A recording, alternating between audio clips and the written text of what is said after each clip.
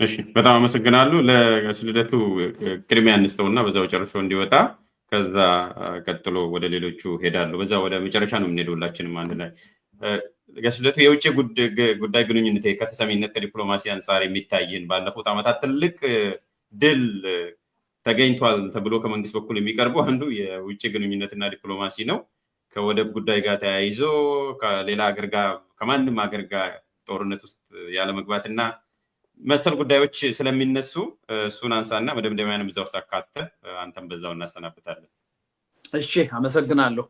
ያው ዲፕሎማሲ ሌላው ምናልባት በጣም ቁልፍ የሆነ በዚህ 7 ዓመት ኢትዮጵያ እንደ ኢትዮጵያ በጣም ውድቀት ያሳየችበት መስክ ነው ማለት ይቻላል። እውነቱን ለመናገር ያለፉ መንግስታት የየራሳቸው ያው ሁሉም አምባገነኖች ናቸው፣ የየራሳቸው ድክመት ችግር አለባቸው እና አብዛኛዎቹ መንግስታት በዲፕሎማሲ ረገድ ጠንካሮች ነበሩ። ኢትዮጵያ እንደ ኢትዮጵያ በዲፕሎማሲ ረገድ በጣም በጥንካሬ ነው የምትታወቀው። የተባበሩት መንግስታት መስራች የሆነች የኋላም የአፍሪካ ህብረት እንዲመሰረት ቁልፍ ሚና የተጫወተች በዛም ምክንያት አዲስ አበባ የአፍሪካ ህብረት መቀመጫ እንዲሆን ያስቻለች ከዛም ደግሞ ኢጋድን በመመስረት ደግሞ በአካባቢው ቁልፍ ሚና መጫወት የቻለች አገር ነች እና ይሄ ሁኔታ ያው በቀዝቃዛው ዓለም ጦርነት የሶሻሊስት ርዕዮት ተከታይ ስለነበረ ደርግ በተወሰነ ደረጃ ሌላ መልክ ይዞ ነበረ። ግን የዲፕሎማሲ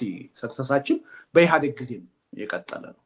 በአካባቢው ትልቅ ተጽዕኖ ፈጣሪ የሆነ ለዓለም ሰላም ራሱ ሰራዊት እያዋጣን ትልቅ ሚና የምንጫወት ኃይሎች ነው የነበርነው። በኢንቫይሮንሜንት አፍሪካን ወክለን የምንቀርብ የሆንበት ደረጃ ሁሉ ነው የነበረው፣ ኢቨን በኢህአዴግ ዘመን ማለት ነው።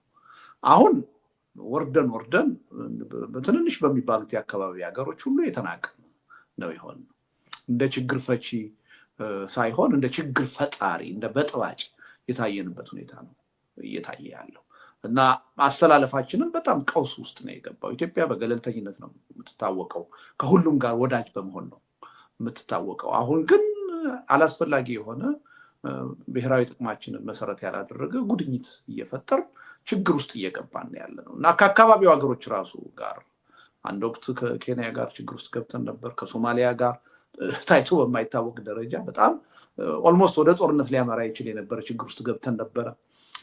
አሁን ከኤርትራ ጋር አንድ እንደ ፖዘቲቭ ነገር ለዚህ መንግስት ይወራ የነበረው ጠቅላይ ሚኒስትሩም የኖቤል ሽልማት ተሸላሚ የሆኑት ከኤርትራ ጋር ሰላም ፈጠሩ ተብሎ ነበር። ይሄም ያው ሄዶ የውሸት ነው የሆነው። እንደገና ከኤርትራ ጋር አሁን ወደ ሌላ የጦርነት አዙሪት የምንገባበት አደጋ ነው እየተፈጠረ ያለው። ሱዳን ላይ ትልቅ ሚና ነው የነበረን። አሁን የአረብ ኤሚሬትስን ተከትለን በመሄድ ሱዳንም ትልቅ ጥቅማችንን የሚያሳጣ ችግር ውስጥ እየገባን እንደሆነ እየታየ ነው እና በአጠቃላይ ዲፕሎማሲው ብሽቅጥቅጥ ብሏል ማለት ይቻላል። በጣም ስርዓት በሌለው ሁኔታ ሪሊ እንደው ካየነው የኢትዮጵያ ጠንካራ ጎን አንዱ ዲፕሎማሲ ነው የነበረው። ከተቋም አንጻርም የኢትዮጵያ የውጭ ጉዳይ ሚኒስትር በጣም ጠንካራ ነው የነበረው። በሰው ኃይልም ደረጃ ካየን አንቱ የተባሉ ዲፕሎማቶች ኢትዮጵያ ነበሯት። ከኛ አልፎ ለአፍሪካ ህብረት፣ ለአውሮፓ፣ ለተባበሩት መንግስታት ተቀጥረው የሚሰሩ አንቱ የተባሉ ስመጥር ዲፕሎማቶች የነበሯት ሀገር ነች። ያ ሁሉ አሁን ተረት የሆነበት ሁኔታ ነው እየተፈጠረው እና በዚህ ረገድም እውነቱን ለመናገር በጣም ቁልቁል ነው ይሄ በጣም በሚያሳዝን ሁኔታ ዲፕሎማሲ ሀሁ ኢትዮጵያ መንግስት አለው ማለት አይቻልም። በነገራችን ላይ ዲፕሎማቱም ተቋማት አይደሉም አሁን ወይም አምባሳደሮች አይደሉም፣ አንድ ሰው ነው። ልክ እንደኔና እንደናንተ ነው የውጭ ጉዳይ ሚኒስትር ሰዎች የሀገሪቱ ጠቅላይ ሚኒስትር የሚያደርጉትን ግንኙነት በዜና የሚሰሙት። አብዛኛዎቹ የሚካሄዱ ድርድሮች፣ ስምምነቶች፣ ግንኙነቶች ሁሉ በአንድ ግለሰብ ደረጃ የሚካሄዱ ናቸው እና ተቋሙ ከጥቅም ውጭ ሆነበት በተቋሙ ውስጥ የሚሰሩ ኤክስፐርቶች በቃ ወደ ጎን ተገፍተው ከጥቅም ውጭ ሆኑበት ሁኔታ የተፈጠረው እና እኔ እንደው ከዚህም በላይ ቃላት ካለ ሊገለጽ ቢችል ጥሩ ይመስለኛል። በዲፕሎማሲ ደረጃ ኢትዮጵያ በጣም አሳፋሪ የሆነ ሁኔታ ውስጥ ነው የገባችው። ግን ለማጠቃለል ከይቅርታ ጋር ያው እኔ ለወጣ ስለሆነ ሪሊ ያው ርዕሱ ሲሰጠን የ7 ዓመቱ ሁኔታ መገምገም ስለሆነ እና ደግሞ ስለ ለውጡ መጣ ስለተባለው ለውጥ ስለሆነ ያው ማዕከል አድርገን የብልጽግናን መንግስት ነው አሁን እየገመገምን የነበረው። ግን እኔ እውነቱን ለመናገር ይሄ 7 ዓመት ብልጽግናን ብቻ እንድንገመግም ያደርገን አይደለም። በዚህ ደረጃ የወረደ በዚህ ደረጃ ደካማ የሆነ መንግስት በኢትዮጵያ መንበር ላይ ተቀምጦ እንዴት ነው ሊቀጥል የቻለው? ይሄን ጥያቄ መመለስ መቻል አለብን። ስለዚህ ትልቁ ድክመት ተቃዋሚውም ላይ ነው፣ የኢትዮጵያ ልሂቃንም ላይ ነው። እውነቱን ለመናገር ኢትዮጵያ እንደ ህዝብ ችግር አለብን፣ ድክመት አለብን። አንድ ህዝብ እንዲህ አይነት መንግስት በሁለንተናዊ መልኩ ሞከርን፣ ፈለግን፣ እንደው ትንሽ እንደው ልናደንቀውና ልናመሰግነው የምንችል ውጤታማ የሆነበት እንኳን ኤሪያ ያለብን አጣን። ታዲያ እንዲህ አይነት መንግስት ተሸክመን የቀጠልነው ለምንድን? ይሄ ዝም ብሎ በሆነ ተአምር አይደለም። እኛ ውስጥ ራሳችን ተቃዋሚዎች ውስጥ ኤሊቱ ውስጥ ህብረተሰብ ውስጥ መሰረታዊ የሚባሉ ለዲሞክራሲ ስርዓት ግንባታ ለሰላም ግንባታ እንቅፋት የሆኑ ለለውጥ እንቅፋት የሆኑ አመለካከቶች አስተሳሰቦች ስላሉ ነው። ይሄ 7 ዓመት ያገዛዙን ገመና ብቻ አይደለም፣ የተቃዋሚውን ገመና፣ የህብረተሰቡን ገመና፣ የኢትዮጵያ ኤሊትን ገመና ሁሉ ያሳያል። ምን ያህል ጽንፈኞች እንደሆን ጦርነት ወዳዶች እንደሆን የታየ እኔ ቅድም ዘንግቸው ነው ላነሳው አስቤ ነበረ ነው። በብልጽግና ደጋፊዎች በኩል እግራቸውን ዘርግተው በሚዲያ በመርዝ በኬሚካል ተበክሎ መገደል አለበት የሚሉ ሰዎች በአደባባይ የሚናገሩበት ሁኔታ ነው ያለው። በተቃዋሚው በኩል ደግሞ ልደቱና ነከሌ እስከ 7 ዘር ማንዘራቸው እርምጃ ሊወሰድባቸው ይገባል። ለምን? ችግርን እንፈታለን ብለው ኦሮሞ የሆኑ ሰዎች ጋር አንድ ላይ ተቀምጠዋል። በዚህ ደረጃ ወርደናል እና ይሄ ችግር ፕሮፌሰር ቅድም እንዳለው የአጠቃላይ የህብረተሰብ ችግር ነው። ኢትዮጵያውያን የለውጥ ኃይል መሆን አልቻለም። በቁጥር 120 ሚሊዮን ነን ወይ 130 ሚሊዮን ነን እንጂ ሪሊ ዚግባ የሚባል የለውጥ ኃይል የሆነ ማህበረሰብ አልፈጠረም። በዛ ደረጃ የበቃን ብንሆን ኖሮ እንዲህ አይነት መንግስት አይገባንም ነበር። ስለዚህ ይሄ አንድ ህዝብ የሚገባውን ስርዓት ያገኛል የሚለው ነገር እኛ ላይ በግልጽ የታየ ይመስለኛል እና ስለ 7 ዓመቱ ስንገመግም የዚህን መንግስት ውድቀትና ድክመት ብቻ ማየት ያለብን አይመስለኝም። ይሄ መንግስት እንደዚህ ደካማ ሆኖ እንደዚህ አስቸጋሪ ሆኖ የሀገሪቱን ብሔራዊ ጥቅም፣ ሰላም፣ ደህንነት የማያስከብር ሆኖ ግን በስልጣን ላይ እንዲቀጥል በማድረጋችን የኛም ገመና የኛም ድክመት ታይቷል እና ሪሊ መገምገም ያለብን ሁላችንም ነን የሚል እምነት አለ። ግን ትልቁ ኃላፊነት ሁልጊዜ በመንግስት ነው። አንድ መንግስት መጥቶ የሆነ ችግር ፍታልኝ ስለው ነው ድሮም እኮ የነበረ ነው ሊለኝ አይችልም። እንደዛማ የሚለኝ ከሆነ ለምን ለውጥ እኮ አያስፈልገኝ? አንድ መንግስት ሲመጣ ያን መንግስት የምንደግፈው እኮ ለውጥ እንዲያመጣልን ነው፣ የነበሩትን ችግሮች እንዲያስቀርልን፣ አዳዲስ ነገሮችን እንዲያመጣልን። ፌል ሲያደርግ አይ ድሮም የነበሩ ናቸው ተንከባለው የመጡ ናቸው የሚለኝ ከሆነ ለኔ ለውጥ መንግስት አይደለም፣ ፋይዳም የለም። እና ይሄ መንግስት እያለ ያለው ተሸነፈና አሁን አይ ድሮም እኮ የነበረ ነው የኔ ብቻ እኮ ችግር አይደለም ይለናል። እና ያ ኤክስኪውዝ ሊሆን አይችልም። እና ሪሊ ስለ ስርዓቱ ስናወራ ስለ አገዛዙ ስናወራ በዛ ሂደት ውስጥ ስለ ራሳችንም ድርሻ ማየት ያለብን ይመስለኛል። የራሳችንን ድክመት ጥፋት አምነን መቀበል ያለብን ይመስለኛል። ያ የምንፈልገው ለውጥ ከዚህ ግምገማ ተነስተን ወደፊት ሊመጣ የሚችለው ራሳችንን በሐቅ ማየት ስንችል ነው። ገዢውን ፓርቲ ብቻ አይደለም። ልክ አሁን ገዢውን ፓርቲ አብጠርጥረን ያየነውን ያህል ተቃዋሚ የሚባለውን ጎራ የለውጥ ኃይል መሆን የሚገባውን የኢትዮጵያ ኤሊት ማህበረሰብ አንጠርጥረን ስንፈትሸው ስንገመግመው ስንተቸው ነው ተጨባጭ የሆነ ለውጥ ሊመጣ የሚችለው። ያ ካልሆነ አዙሪቱ መቼም ቢሆን ይቀጥላል የሚል እምነት ነው ያለኝ። ሞገስ ይሄን ስላዘጋጀህ በጣም ነው የማመሰግነው። በውይይቱ የተገኛችሁ ወንድሞቼ ሁሉ በጣም ደስ የሚል ውይይት ነው ያደረግነው። ግን ከልብ ይቅርታ ጠይቃለሁ። በጣም አስቸጋሪ ሁኔታ ውስጥ ሆኜ ነው እንጂ እንደው ተገቢ አይደለም አንድ ውይይትን አቋርጦ መውጣት እና እየተሰማኝ ነው የምወጣው። በጣም ይቅርታ ይደረግልኝ። እኛም በጣም እናመሰግናለን። ቀድመም ነግረኛል በጣም አስቸጋሪ ሁኔታ ላይ ሆነ እንደምትሞክር ከሙከራም በላይ ስለሆነ ስለመጣና ሀሳብን ስላካፈል በጣም እናመሰግናለን። መልካሙን ሁሉ እመኝላለሁ። መልካም ጊዜ ልደት። ጆን ወደ አንተ እሄዳለሁኝ። ምናልባት አንዳንድ ነገሮች መንግስት የሚጠቀማቸውን ወይም የሚያነሳቸውን እንደ ፖዚቲቭ ነገር ከኢኮኖሚ ጋር ተያይዘው በዛውም ላንሳ። አንደኛው ጂዲፒ መሀል ላይ በጦርነቱ ምክንያት ቅድም አድሬስ አድርጋችሁታል። በጦርነቱ ምክንያት ቢጎዳም አሁን ግን ባለፉት 2 ዓመታት እያንሰራራ ነው ያለው በጂዲፒ ደረጃ የሚል ነው። ትንሽ ፊገርም የዓለም ባንክ ቁጥርም ሰፖርት ያደርገዋል። ሁለተኛ አገር በቀል ማሻሻያ የሚለው ነገር አለ። መንግስት የአገር በቀል የኢኮኖሚ ማሻሻያ አድርገናል ይላል። እሱንም እንደ አንድ ጥሩ ሪፎርም ነው የሚያየው። ሶስተኛ የስንዴ ምርት እጥፍ አድርገናል፣ በዛ ደረጃ አውትፑት ወይም ደግሞ የኢኮኖሚ የግብርና ምርታማነትንም ጨምረናል የሚል ነው። የአይኤምኤፍ የማክሮ ኢኮኖሚክ ፖሊሲም ሪፎርም አድርገናል። ለረዥም ዘመናት የኢትዮጵያን ኢኮኖሚ አንቆ የያዘውን የሊበራላይዜሽን ጉዳይም የፈጸመው የብልጽግና መንግስት ነው የሚል ከኢኮኖሚው ዘርፍ ቢያንስ እነኝን 4 ነጥቦች ያነሳል።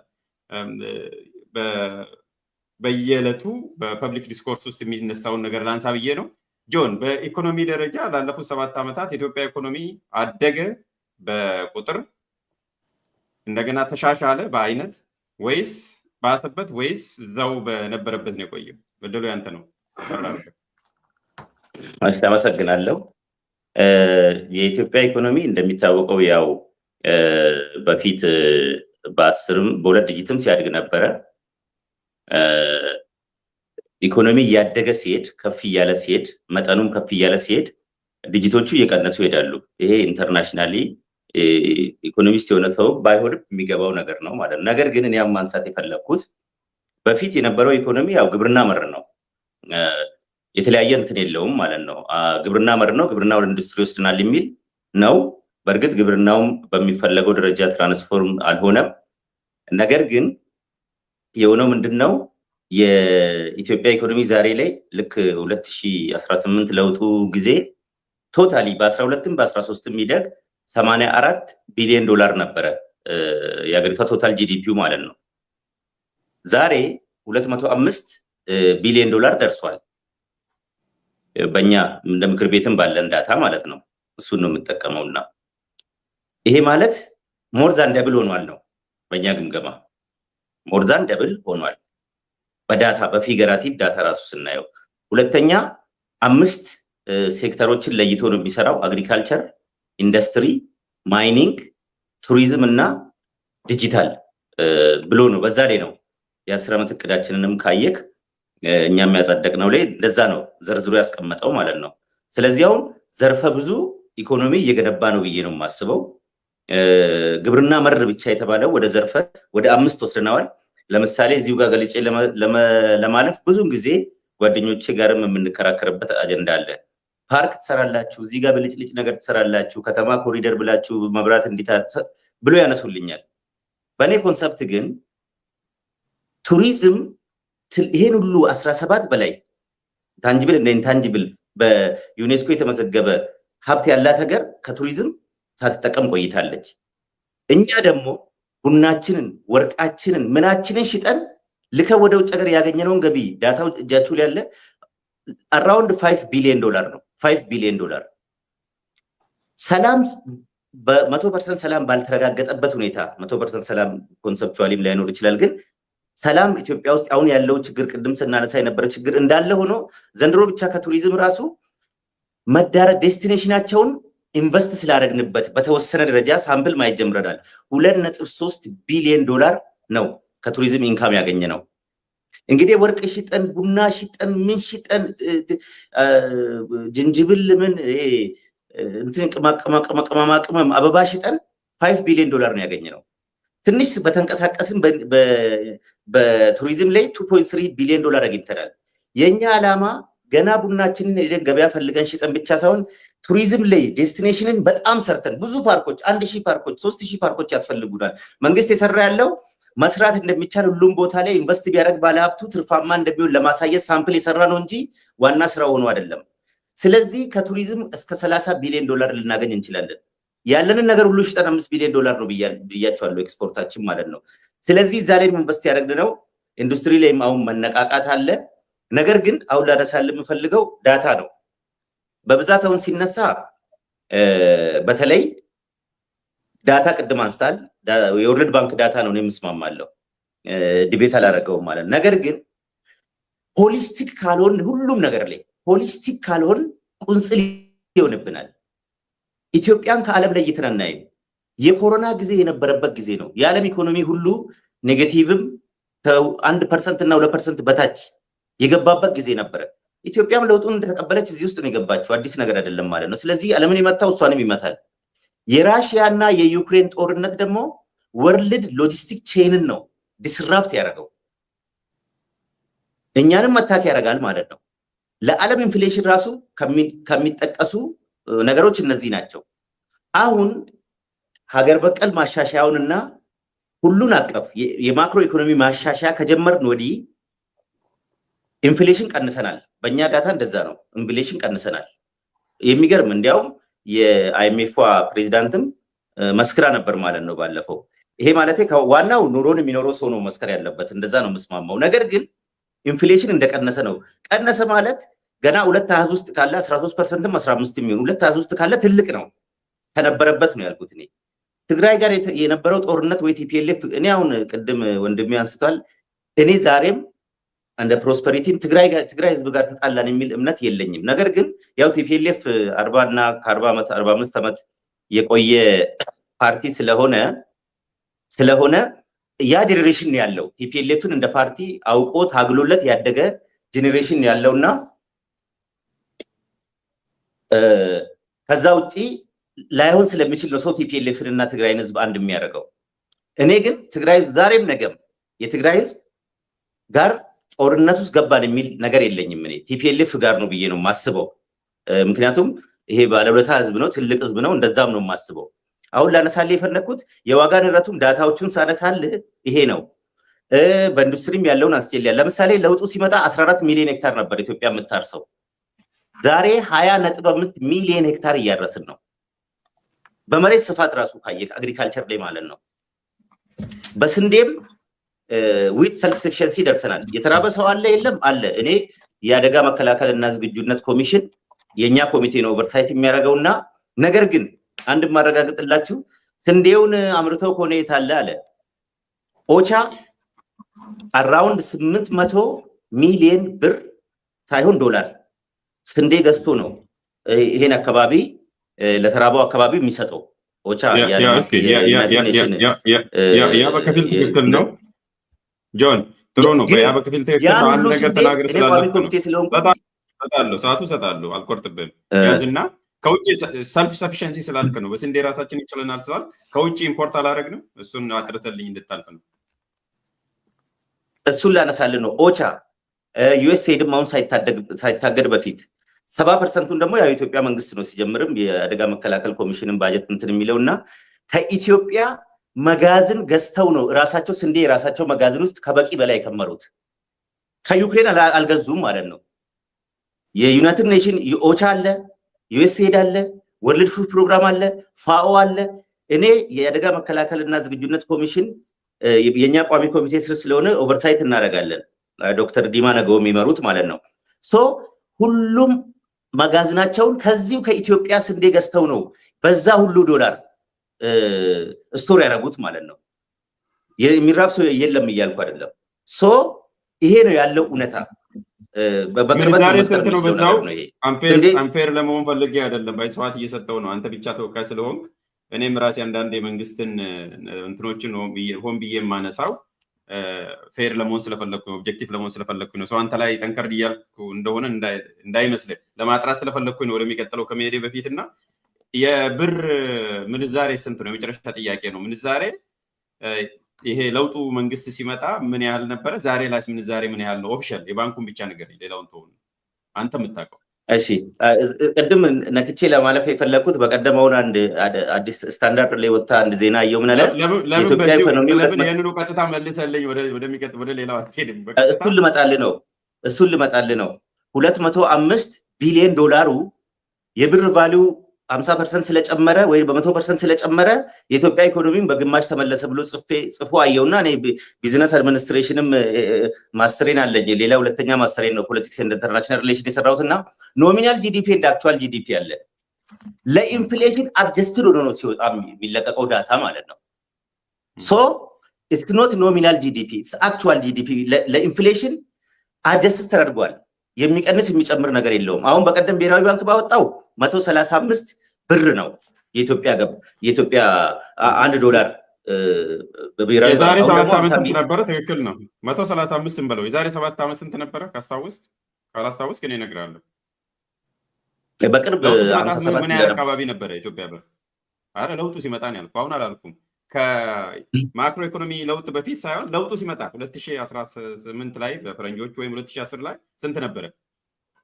ዳታውን ያው ትክክለኛ መጥራት ስላለብኝ ብዙም አላስታውሰውም። ታስታውሰኝ ጥሩ ነው። ልክ ለውጡ ሊመጣ በነበረበት ጊዜ 27 ብር ከ96 ሳንቲም ነበር 2017 ዲሴምበር ላይ። ከዛ በኋላ 2018 ጠቅላይ ሚኒስትሩ ደግሞ ወደ ቢሮ ሲገቡ 29 ብር እንደሆነ ነው የማስታውሰው። በ29 ብር እና በ135 ብር መካከል ቢኖር በነገራችን ላይ ችግር የለውም። አሁን ዶላር በቀደም 130 እሱን ላነሳልህ ነው።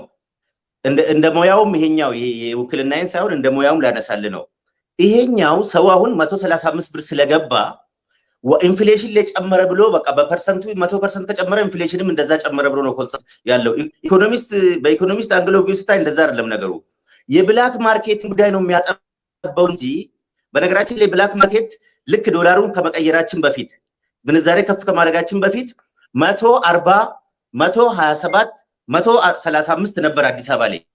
አሁን በጣም ተቀራርቧል። የ10 ብር የምናምን ብር በጣም የሚገርም ድሮ እኮ 100% ነው።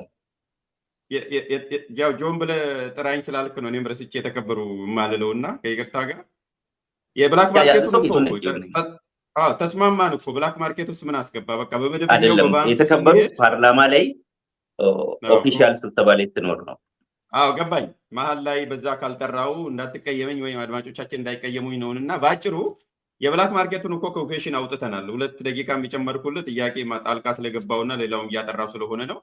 ሰው እኛ እያወራን ያለ ነው በመደበኛው በኦፊሴል ነው በባንኩ ነው እና 29 ብር ነበረ። አሁን 135 ነው የነበረውና በስንት መቶ እጥፍ ነው የጨመረው የሚል ነው። ስለዚህ አንተ የምትለውን ጂዲፒ ካንስል አያደርገውም ወይ የሚል ነው። ባጭሩ እሱን መልስልኝና የቀረ ነገር ካለ 1 ደቂቃ ውስጥ የጨረሰ ወደ አቶ ልደቱ እንሂድና ሰዓትም ስለሌለን እየሄደብን ስለሆነ ባጭሩ መልስልኝና ወደዛ እንሂድ። ጠቅለል አድርጎ በ1 ደቂቃ።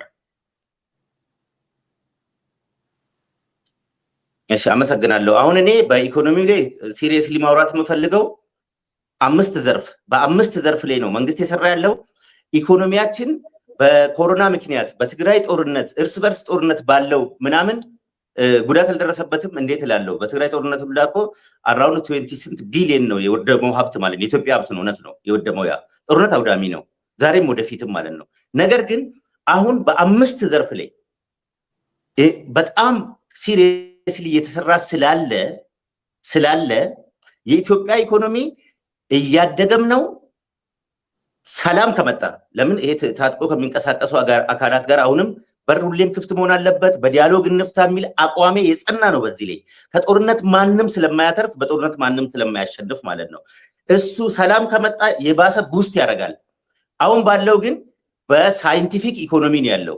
ሳይንቲፊክ ኢኮኖሚ ነው ስለ በአምስቱ ዘርፍ ላይ እያንዳንዱ ዘርፍ ላይ ለውጥ እየታየ ከኮሮናው ከትግራዩ ጦርነት ወዲህ የሚገርም ወይሌ ነው ያለው። ሌላ ኦሮሚያና አማራ ክልል ያለውን ጉዳይ በሰላም ከቆመ በሰላም ከተጠናቀቀ ቫይብራንት ኢኮኖሚ ነው ያለው የሚለውን ላነሳ። እሺ በጣም እናመሰግናለን። እሺ ጋሽ ልደቱ ስለ ኢኮኖሚ አንተና ፕሮፌሰር መሳይ የተናገራቸው አይመስለኝም ባለሳሳት። ልደቱ ኦኬ። አዎ አሁን ቁጥሮች አንተም ጠቅሰሃል። ትንሽ ቁጥሮች እየተጠቀሱ ነው። ጥሩ ነው ቁጥር መጥቀስ። ጥርት ያለ እውነተኛ የሆነ ዳታ የምናገኝበት ሀገር ቢሆን ኖሮ እውነቱን ለመናገር እንደ የኢኮኖሚ ጉዳይን በሚመለከት በቁጥር ብንነጋገር ደስ ነው የሚለኝ። ግን ችግሩ ምንድነው? ኢትዮጵያ ውስጥ የዋጋ ግሽበት ወይም የዋጋ ኢንፍሌሽን ብቻ አይደለም ያለው፣ የዳታ ኢንፍሌሽን አለ። የኢኮኖሚ ሙስና ብቻ አይደለም ያለው፣ የዳታ ሙስና አለ። እና ሪሊ እሱን መሰረት ተደርጎ የሚቀርብ ዳታ ሁሉ እኔ ብዙም ምቾት አይሰጠኝም። ዓለም አቀፍ ድርጅቶችም ዋናው ምንጫቸው ያው ኢትዮጵያ ውስጥ ያለው ተቋም ነው። ኢትዮጵያ ውስጥ ደግሞ ዳታ ተሰብስቦ የሚመጣበትን መንገድ ጠጋ ብለን በዝርዝር ብናየው በጣም አስደንጋጭ ነው። አንዱ ቀበሌ ከሌላው ቀበሌ፣ አንዱ ወረዳ ከሌላው ወረዳ እድገት ለማግኘት የሚወዳደረው በዳታ ኢንፍሌት በማድረግ ነው። ያልሰራውን ሰራሁ ብሎ በማቅረብ ነው። ያላመረተውን አመረትኩ ብሎ በማቅረብ ነው። አብዛኛው ኢኮኖሚም ደግሞ ኢንፎርማል ነው ኢትዮጵያ ውስጥ እንደምታውቁት የሚለካም አይደለም። እና ሪሊ ዳታ ኢትዮጵያ ውስጥ ምን ያህል ያስኬዳል የሚለው ነገር በጣም አስቸጋሪ ነገር ነው። አሁን ብቻ ሳይሆን በኢህአዴግም ጊዜ የሚባለውን የኢኮኖሚ እድገት ቁጥሩን ማለት ነው እድገት መኖሩ እንደተጠበቀ ሆኖ ቁጥሩን መቀበል ችግር ነበረ እና አሁንም ይቸግረኛል። ግን ኢትዮጵያ ውስጥ ሪሊ አሁን እንደው የዳታ ጥያቄ ነው ወይ ኢኮኖሚው አድጓል ወይስ አላደገም ብለን እንደው ያን ያህል የሚያስፈልግና ውስብስብ የሆነ ነው ወይ የሚለውን ነገር ማየት አለብን። አሁን ቅድም ስለ ሰላም ስለ ደህንነት ጉዳይ ስናወራ ነበር አይደል እንዴ? አሁን ሀገሪቱ ውስጥ ትልልቅ የሚባሉት ክልሎች ጦርነት ውስጥ ናቸው። ትግራይ ኦልሬዲ ኢኮኖሚ አለ ማለት አይቻልም። እንኳንስ ሊያመርትና ምንም ኢኮኖሚ አለ ልንል የምትችልበት ቦታ አይደለም። አማራ ክልል አሁን የጦርነት ቀጠና ሆኗል ኦልሞስት ሙሉ በሙሉ ማለት ይቻላል ከጥቂት ከተሞች በስተቀር። ከፊል ኦሮሚያ የጦርነት አካባቢ ሆኗል። እነዚህ 3 ትልልቅ ክልሎች ናቸው። ኢኮኖሚው ላይ ትልቅ ኢምፓክት ያላቸው ናቸው። ሰላም በሌለበት እነዚህ አካባቢዎች በግጭትና በጦርነት እየታመሱ ባለበት ሁኔታ ከየት ነው የሚመጣው ኢኮኖሚ? ከዛም በላይ መንግስት ራሱ መረጋጋት አቅቶት ቅድም አሉላ እንዳለው የጦርነት ኢኮኖሚ ላይ ነው ያለው። እርግጥ ነው የጦርነት ኢኮኖሚ ለምሳሌ መሳሪያ አምራች ብንሆን ኖሮ ፖዚቲቭ የሆነ የኢኮኖሚ እድገትም ሊያመጣ ይችላል። ግን እኛ በውጭ ምንዛሬ ከውጭ ነው መሳሪያውን የምንገዛው ቤንዚኑን ሳይቀር። ስለዚህ በጦርነት ኢኮኖሚ ውስጥ እንዴት ነው ኢኮኖሚ ሊያድግ የሚችለው ኢትዮጵያ ውስጥ? ከዛም በላይ የተከፈቱት የኢንዱስትሪ ማዕከላት ሁሉ አንዳንዶቹ እየተዘጉ ነው፣ እየሰሩም አይደለም። አዲስ ኢንዱስትሪዎችም እየተከፈቱ አይደለም። በከፍተኛ ቁጥር ነው በዚህ 7 ዓመት ኢንዱስትሪዎች ተዘግተው ከሀገር ኢንቨስተሮች ይወጡት። እንኳንስ የውጭ ኢንቨስተርና የሀገር ውስጥ ኢንቨስተሮች ወደ ውጭ እየተሰደዱ ነው። አሁን ሩዋንዳ፣ ኡጋንዳ፣ ኬንያ የኢትዮጵያ ባለሀብቶች እያጥለቀለቁት ነው። ሰዎቹ ብቻቸውን አይደለም የሚሰደዱት፣ ካፒታል ይዘው ነው የሚሰደዱት። ከየት ነው የሚመጣው ይሄ ኢኮኖሚ? በምህታት ሊመጣ አይችልም፣ በተጨባጭ ሊመጣ አይችልም። እና ህዝቡ ውስጥ ያለውንም ደግሞ የኑሮ ውድነት ካየ ነው በተጨባጭ ያሳያል። አሁን ወንድሜ የተከበሩ አቶ ጆን ኢንፍሌሽን እንዳውም እኛ የለም ብለን ነው የምናምነው። እኔ ምንም ሌላ ቦታ ሄጄ መፈለግ አያስፈልገኝም። እርሰው ጤፍ ይሸምታሉ። እኔ ከኢትዮጵያ ስወጣ የዛሬ 4 ዓመት ገደማ 3500 ነበር። አሁን 14-15,000 ነው። ምን ቀነሰለውት? ስጋ እኔ ስወጣ 400 ብር ቁርጥ ቤት ይሸጣል ተብሎ ራሴን ይዤ እደነቅ ነበር። አሁን ስሰማ ወደ 200 ብር ደርሷል። ቤንዚን አቅማችን እንዴት አድርገን ነው መኪና የምንነዳው? 21 ብር ደረሰ እያልኩ ጮህ ነበር እኔ የዛሬ 4 ዓመት። አሁን 112 ብር ደርሷል። ከአዲስ አበባ ተነስቼ ላሊበላ በፕሌን ለመጓጓዝ 1600 ብር ተወደደብኝ እያልኩ ኮምፕሌን አደርግ ነበር። አሁን ከ6,000 ብር በላይ ሆነ። ይሄ ኑሮ ችግር አሁን እኔ ውጭ ላይ ያለሁት ወንድሜ እርስዎ ላይ አለ ብዬ አምናለሁ። ኢንፍሌሽን እኮ ሌላ ምንም ማለት እኮ አይደለም። ይሄ እኮ ነው።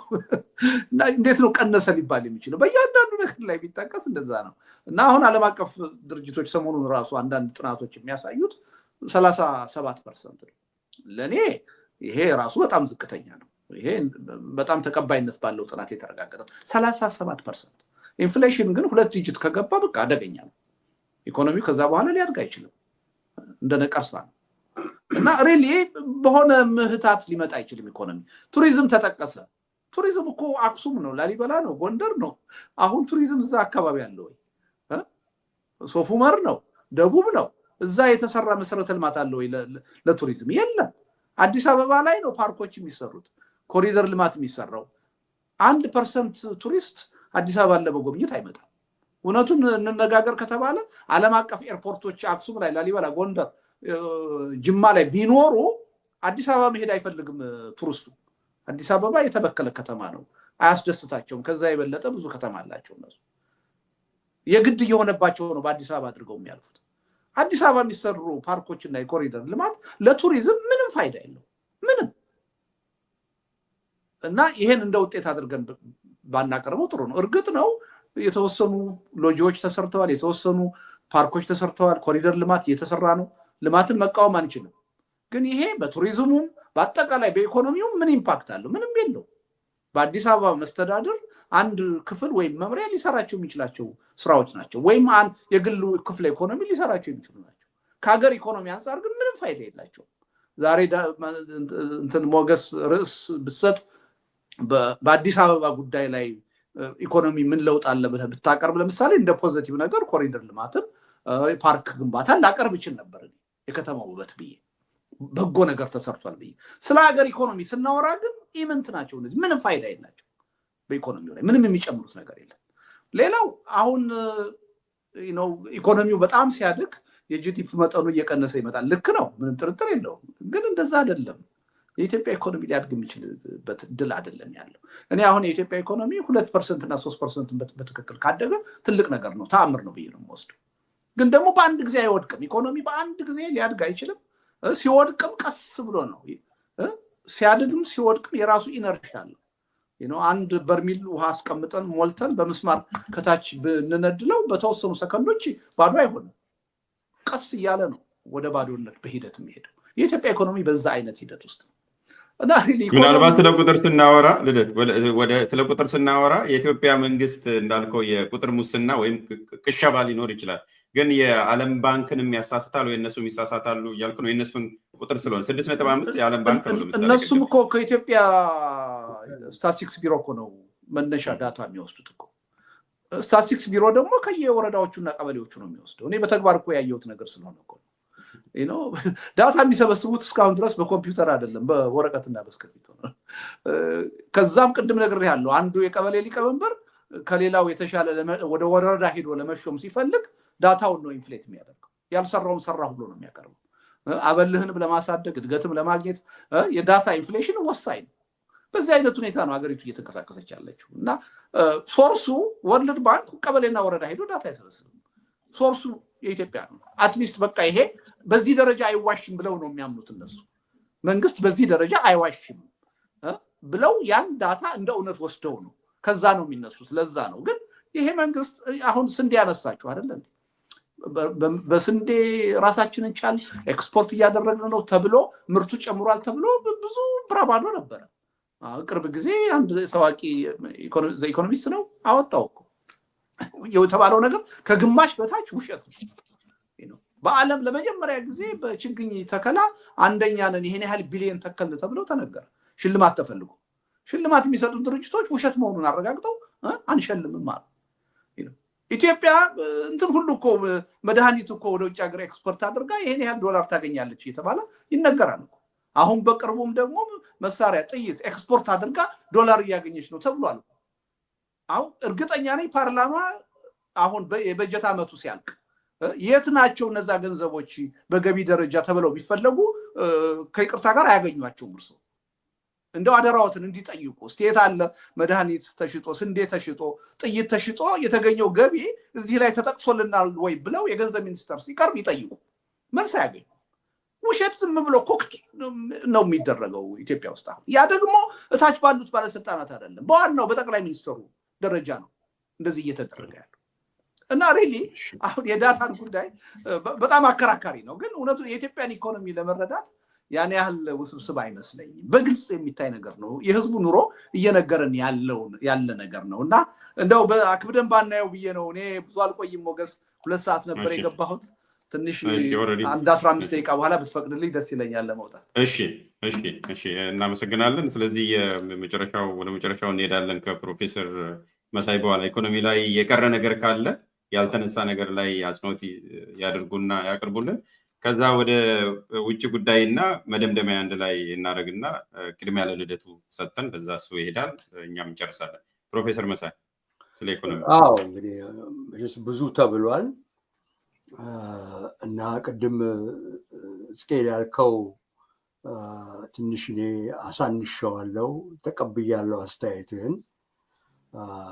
በጣም ታይቶ የማይታወቅ ብለን መናገር አለብን። እንደሱ ነው። ታይቶ የማይታወቅ ለኢትዮጵያ እንደው አዲስ የሆነ ነገር ነው ብለን መናገር አለብኝ። አስተያየትን ተቀብያለሁ። ሁለት እንግዲህ እዚህ ላይ አንዱም ከልደቱ ያለው ጋራ በጣም ነው የምስማማው። እሱ ምንድነው ቁጥር በምንጠቅስ ጊዜ እንደው መጠንቀቅ አለብን እና ያው ትክክል መቀበል ያለብን አገሪቷ የምትገዛው በውሸት ነው ቤዚካሊ እና ያ ውሸት እንግዲህ እዚህ ቁጥሮቹም ላይ የሚታይ ይሆናል እና እኔ አንድ የሚባለውን ነገር አላምንም። ትንሽ እንቆቅልሽም ደግሞ ሆኖብኛል።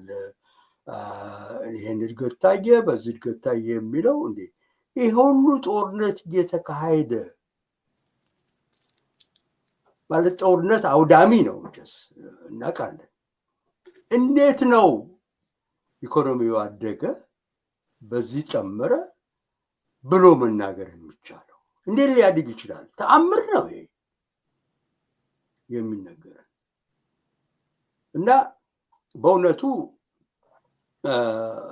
በምንጠቅሳቸውን ቁጥሮች እንደተባለው ደግሞ የውጭም ቢሆን ያው እነሱ የሚወስዱት ከውስጥ ካለው ነው እና የሚያመጡት አዲስ ነገር የለም ወይም ደግሞ ብዙ ነገሩን አጥንተው ተከታትለው የሚያስተካክሉት አይደለም። ስለዚህ ዝም ብለን ይህን ቁጥር ተቀብለን በዛ መሄድ እንደው ለእኛ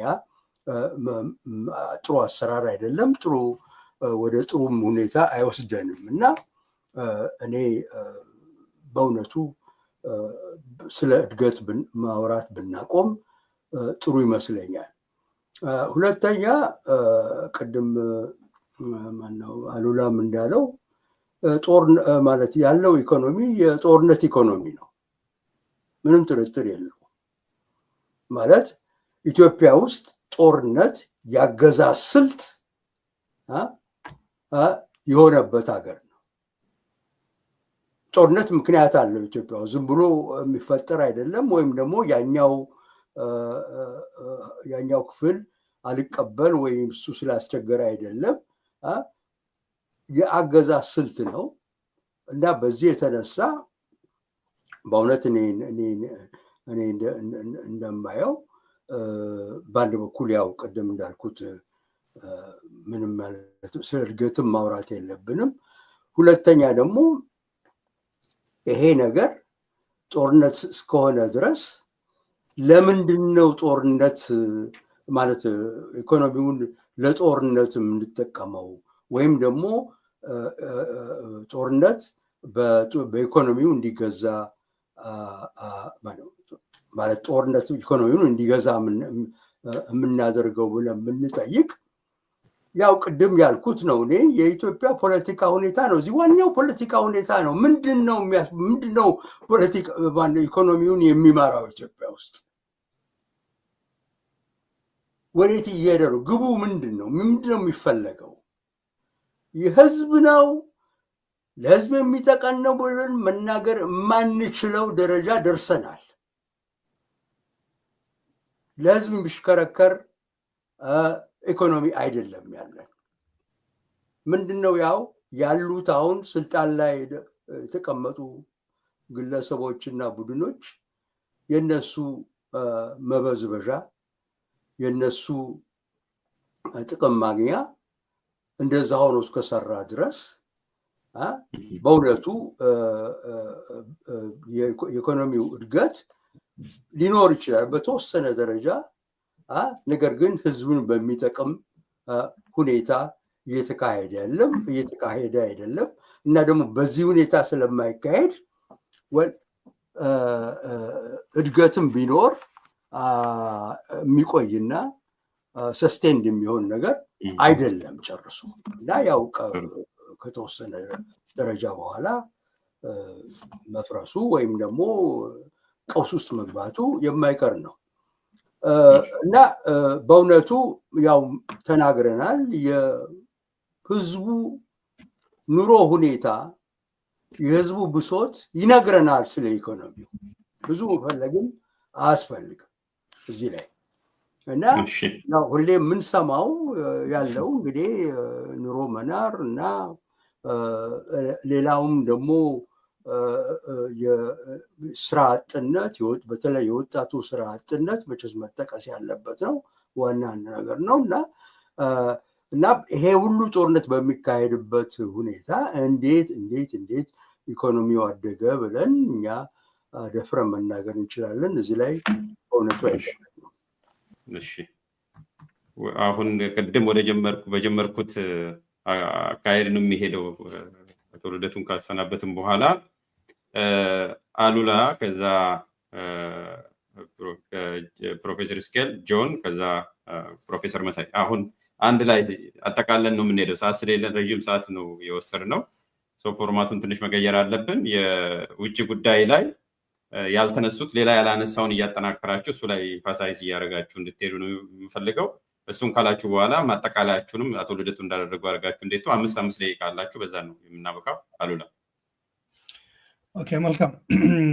ወንድማችን ጆን ቅድም ከትግራይ ጋር አይደለንም ጦርነት ያካሄድ ነው ያለው፣ እዛ ላይ ስህተት ነው። ኢንፋክት ለወደፊትም ከፓርቲ ጋርም ተያያዘ ከግለሰቦች ጋር ተያያዘ ጸውስ ሲገቡ አሁንም ከነዛ ሰዎች ጋር ነው እንትን እያልን ያለ ነው ብለው እንደገና እንዳይደግሙት። የበፊቱ የነበረው ጦርነት ከህዝቡ ጋር ነው የተካሄደው። ስለዚህ ያ ማመን ለወደፊት ላለመድገም ትልቅ እንትን ያበረክታል። 360 ዲግሪ ሲጅ የተደረገው የደብረ ጽዮን ቤት አይደለም፣ ትግራይ እንደ ክልል ነው። በነገራችን ላይ ከፕሪቶሪያ በኋላ የፌዴራልም የክልል አመራሮችም ወደ ትግራይ በሄዱ ጊዜ አምነዋል። የትግራይ ህዝብ ይህ አይገባውም በድለነዋል ብለዋል።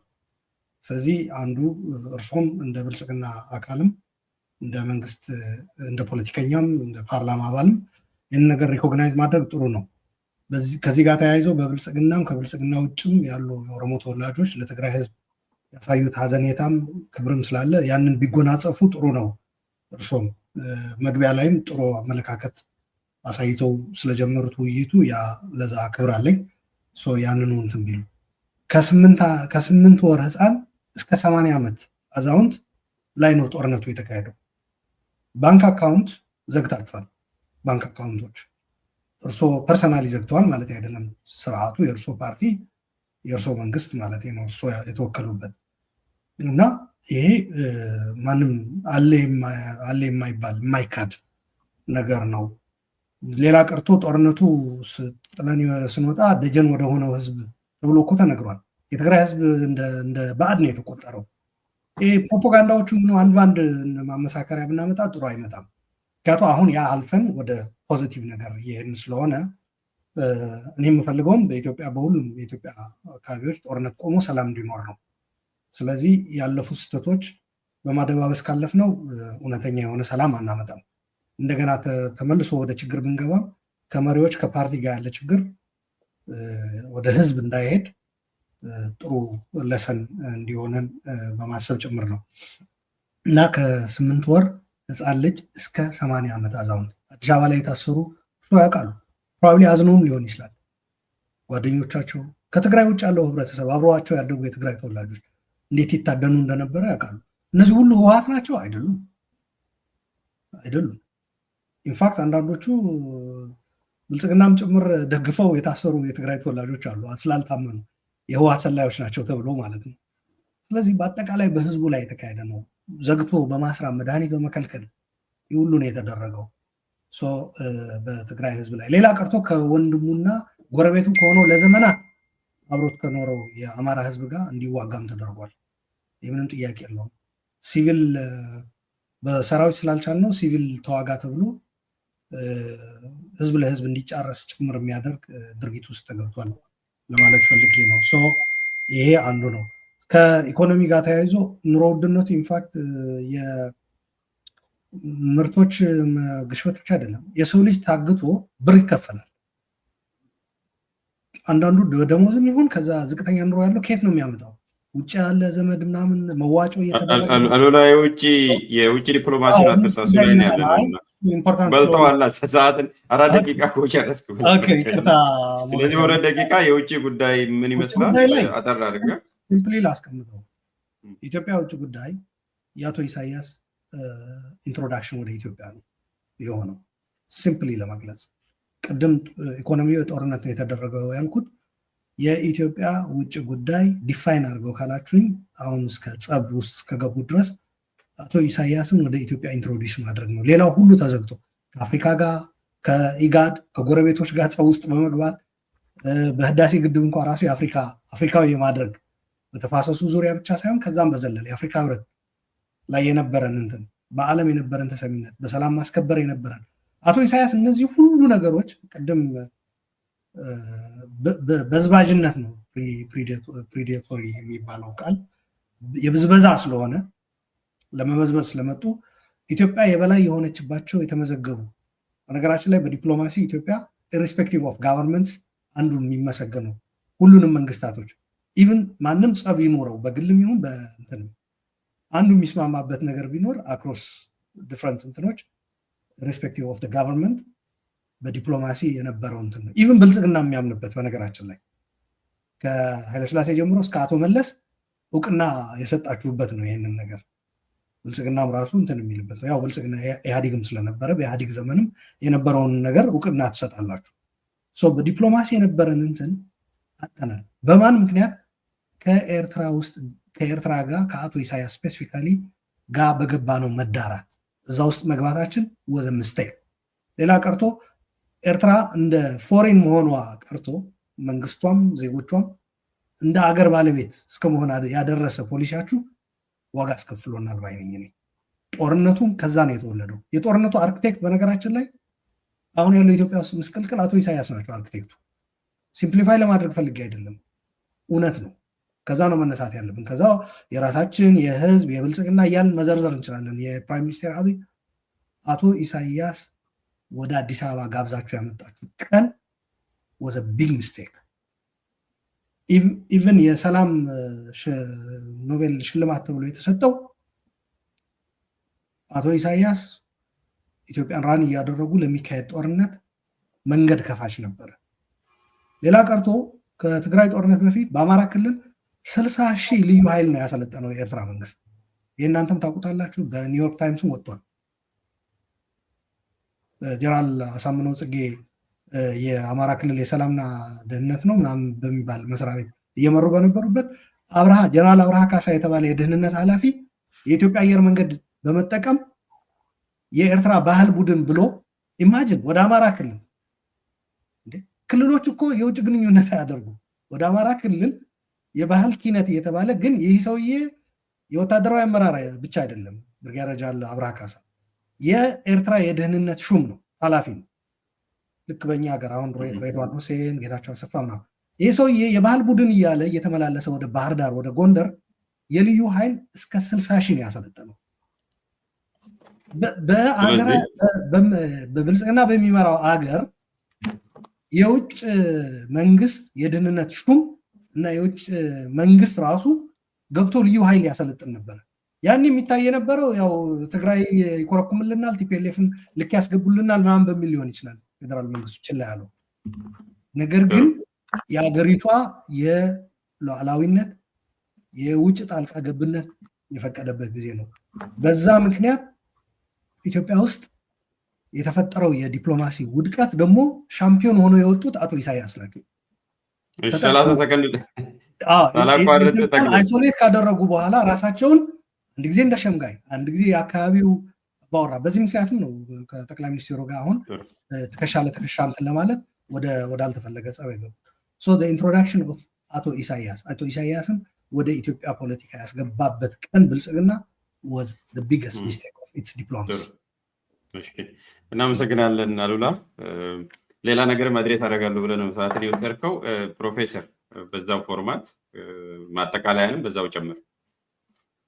እኔ ነው ፕሮፌሰር ስኬል ሶሪ። መልካም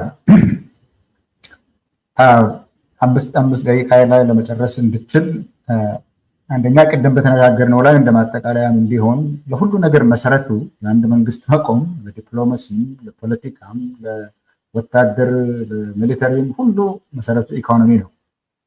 ኢኮኖሚ ከሌለ ሌላው ሁሉ ዋጋው ጥቂት ነው የሚሆነው። ስለዚህ ወሳኝ የነበረው እሱ ነበር። በዛ ላይ ነው ስንናገር የነበረው። አቶ ቁጥሩ አይታመንም ያለው ትክክል ነው። ኢኮኖሚ ግን መጀር የሚደረገው በቁጥር ነው። ቁጥሩ ልክ ይሁን ቁጥሩ ልክ አይሁን በዛ ነው። ቅድም ለማለት የፈለግኩት በዛ ላይ በቁጥር እንኳን ብልጽግና መንግስትን አይደግፍም። የኢኮኖሚ እድገት የሚለው ቁጥሩ ራሱ ትክክል ያልሆነ ቁጥር ብታይም ራሱ አደግን የሚባለውን ነገር አይደግፍም ለማለት ነው። ይሄ ግብርና መር የተባለው ነገር አይደለም። እሱ ላይ ግብርና መር በ90ዎቹ የነበረ ነው። ከዛ በኋላ ጂቲፒ 1 ጂቲፒ 2 የሚል ሌሎች የኢኮኖሚ ፖሊሲዎች አልፈንበት ነው የነበረው። ጂቲፒ 1 የሰራው ነገር አለ። ጂቲፒ 2 በአመፅ ምክንያት ብዙም አልሄደበትም። አሁን ያለው መንግስት ደግሞ የመጀመሪያው የሆም ግሮን ኢኮኖሚክ ሪፎርም አጀንዳ ብሎ ለ3 ዓመት የተጠቀመበት አለ። እሱ ምኑም ግብ አልመጣም። ይህንን ብልጽግና መንግስት ራሱ ያውቀዋል። ከዛ በኋላ ይሄ ፓትዌይ ቱ ፕሮስፔሪቲ አፍሪካን ቢከን ኦፍ ፕሮስፔሪቲ የሚለው የ10 ዓመት ፐርስፔክቲቭ ፕላን አለ። በዛኛውም ያለው እንግዲህ ገና ነው ጊዜው እና ያለን 5 ዓመት ቀርቶታል።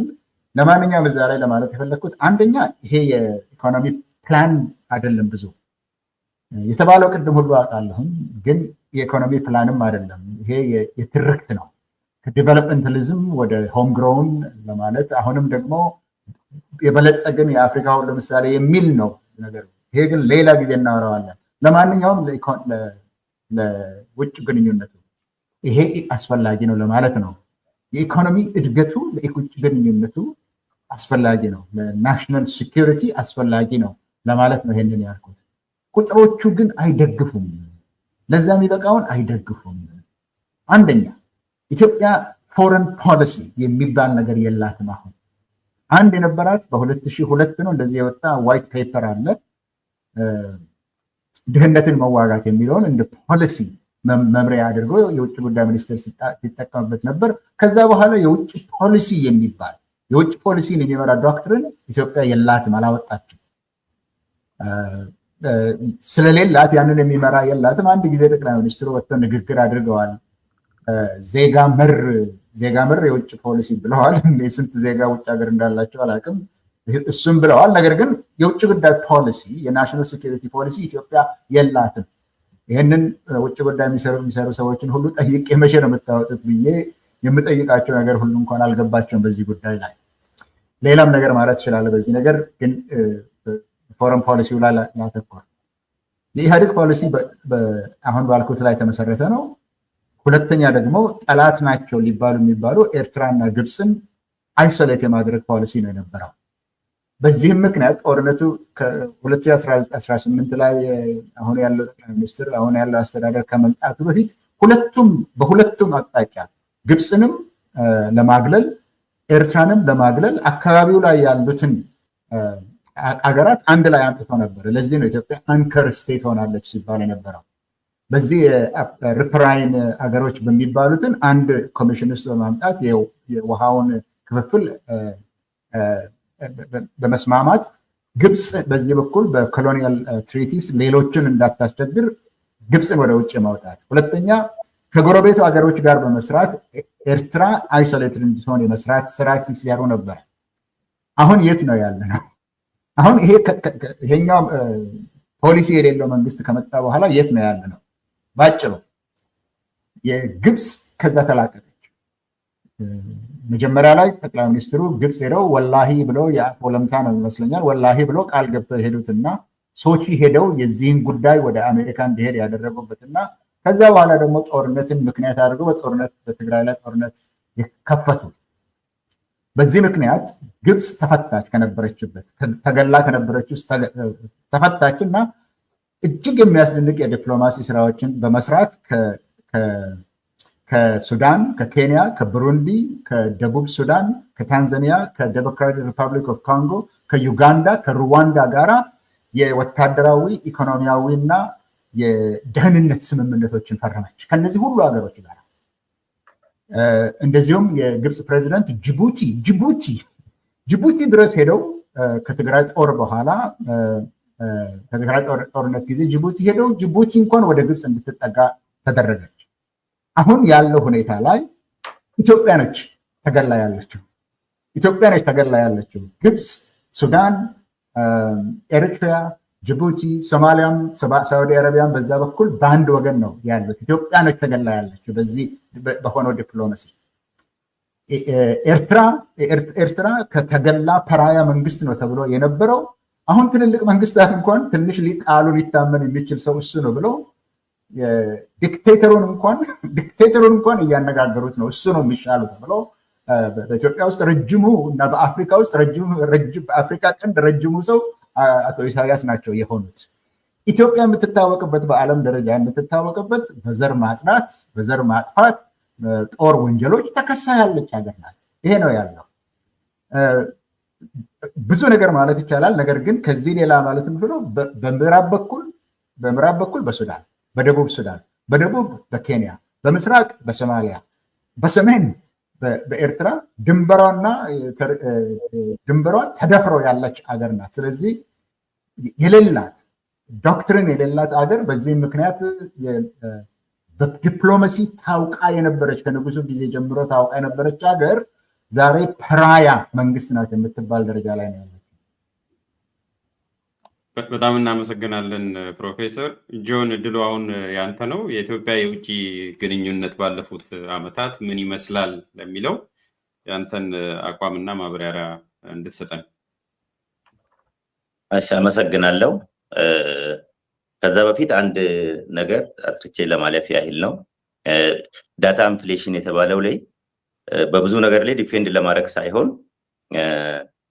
አንደኛ መንግስት ያወጣውም ይሁን ዩናይትድ ኔሽን የሚያወጣው ጂዲፒ የሚለካበት አለ ወይ ሁማን ዲቨሎፕመንት ኢንዴክስ ነው ወይ ጂዲፒ ነው። ጂዲፒ የሚለካበት የራሱ 3 መንገዶች አሉት። አሁን ያለችው ዓለም ውስጥ ወይ ዩናይትድ ኔሽን ወይ እኛ የምናወጣውን ተቀብለን ማውራት ነው የምንችለው ማለት ነው።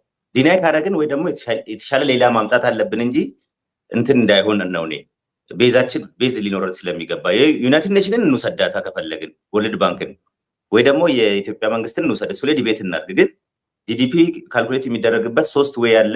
እሱን ታውቃላችሁ ሁላችሁም። ከዛ ውጭ መሆን ስለማንችል እሱም ቁጥሩ ውሸት ነው እዚህም ካል አንደኛ የግሪን ሌጋሲ እና የስንዴ ጋር የተያያዘው የህዝብ ተወካዮች ምክር ቤት የግብርና ቋሚ ኮሚቴ ይሄን ዳታ ቼክ ማድረግ ፈልጋለሁ ብሎ ዲፕ ስራ ሰርቶ ነበር ማለት ነው። ከ2 ዓመት ወዲህ ለምን ከ2 ዓመት በፊት ያለው አንዳንድ ዳታ ጋፕ ስለነበረ ሁለቱን ዲፌንድ እያደረኩ ነው። ስለዚህ ምንድነው 4 ነገር ነው አሁን ስራ ላይ የዋለው ከዛ ወዲህ ማለት ነው። አንደኛ ግራውንድ ሰርቬይ አለ። ሁለተኛ ስታቲክስ ኦፊስ አለ። ከስታቲክስ ኦፊስ እንወስዳለን ዳታ ማለት ነው።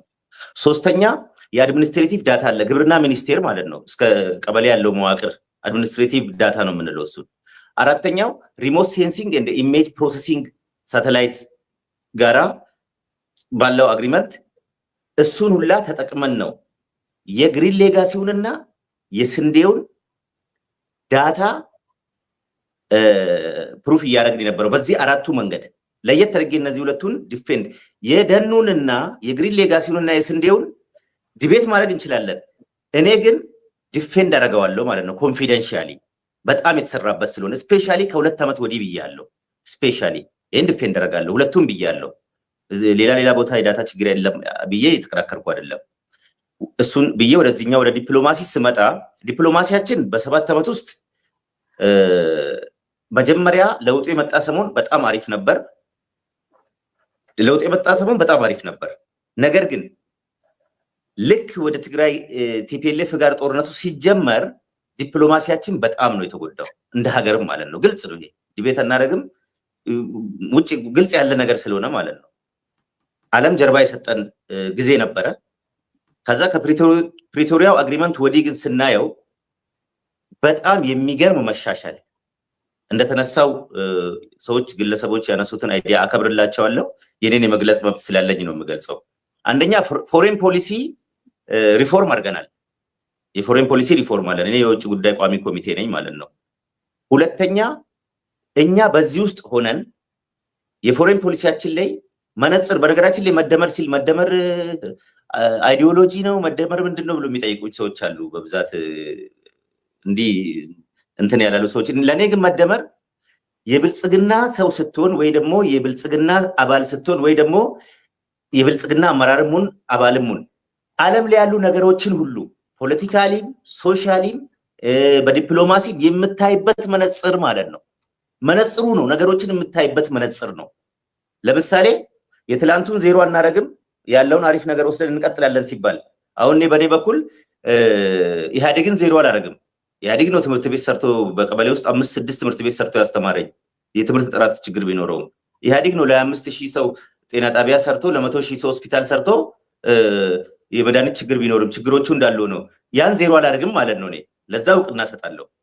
ኢህአዴግ ነው ዲፌንድ አድርጎ የኔሽን ኤንድ ናሽናሊቲ ራይት ኮንስቲቱሽናል ጋራንቲ እንዲኖረው ያደረገው። ዜሮ አላረግም መነጽሩ ነው ማለት ነው። ነገሮችን ስታይ ዜሮ አታረግም፣ ጥሩን ትወስዳለህ።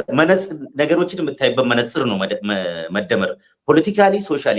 ከዚህ አንጻር መደመር ላይ በትክክል ተቀምጧል ዶክትሪኑ፣ ውጭ ጉዳይን የምንመራበት ማለት ነው። ከጎረቤታችን ቅድሚያ ለጎረቤት እንሰጣለን ይላል አዲሱ ፖሊሲ። እውነትም ማንኛውም ጎረቤት ሀገር ጋር ተጣልተን አናውቅም እስካሁኗ ደቂቃ።